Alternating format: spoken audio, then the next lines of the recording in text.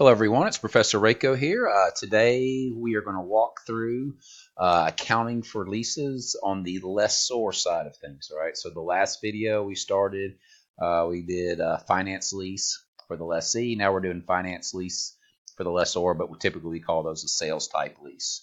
All right, so lessors are going to use the same 5 criteria to determine if a lease is a financing lease or not. Meaning, on the first video, we walked through those 5, the transfer of ownership, bargain purchase option, the 75 and 90% rules, which are seeing how much of the asset we're actually using, and then the specialized asset, the 5th criteria.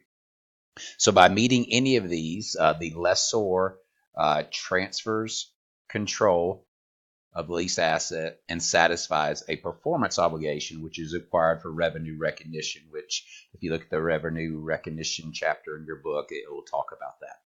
In addition, the lessor must determine that the collectibility of the payments from the lessee are probable. That also is one of the things that kind of like in addition for the lessor. Typically, that is just a given in the problems that you're going to have. You'll see a little extra sentence in most of your homework problems that says that the collectibility of the payments is reasonably assured. The finance leases for lessors, like I said earlier, are typically called sales type leases because revenue recognition criteria have been met if the lessee takes ownership or consumes a substantial part of the asset over the lease term. So it's almost like we're treating it as a sale of the asset. All right, so let's walk through an example. And so if you did not watch the previous video, I encourage you to go back and watch it because we're using the same information from that problem. And I typically like to do that. So I would, throughout these videos, I'm using this one example and I'll just keep adding or taking things away to change the problem. All right, so notice what it says up here. Lessor accounts for the lease in a similar fashion as a sale by recording lease receivable and then removing the asset, all right, from the books.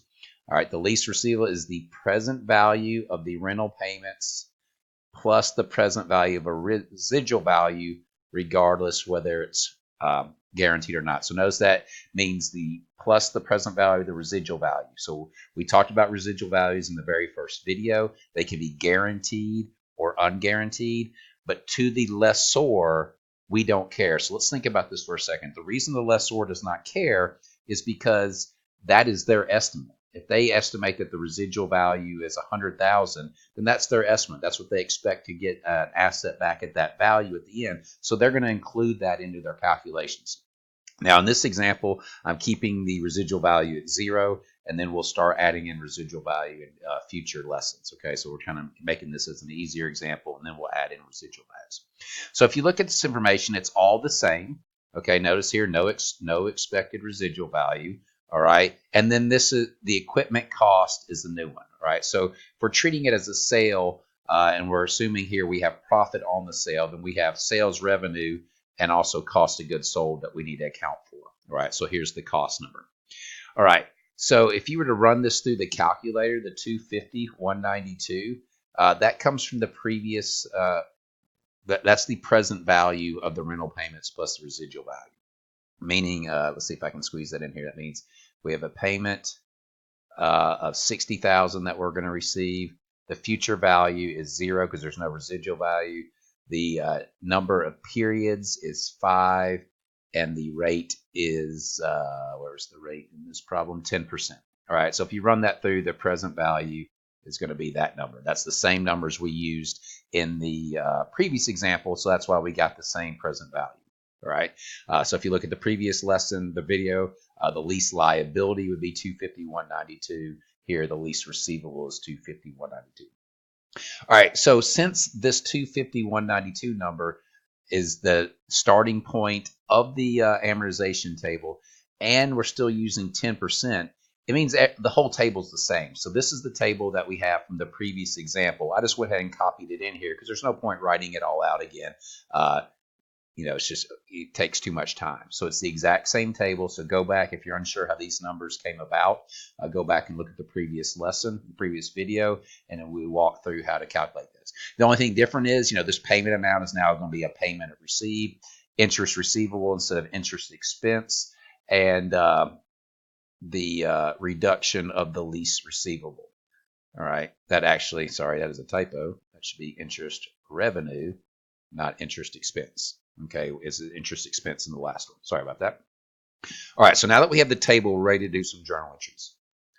All right, so the journal entries are going to be similar, almost like a mirror image, except one thing we got to take into consideration: the cost of goods sold in our very first journal entry. All right, so on day one, we're entering into the lease. So we have a lease receivable of $250,192. We're going to have cost of goods sold for $160. We're going to have sales revenue for $250,192. And then we're going to have inventory, or you could potentially have like equipment here. It kind of depends on how the problem is set up.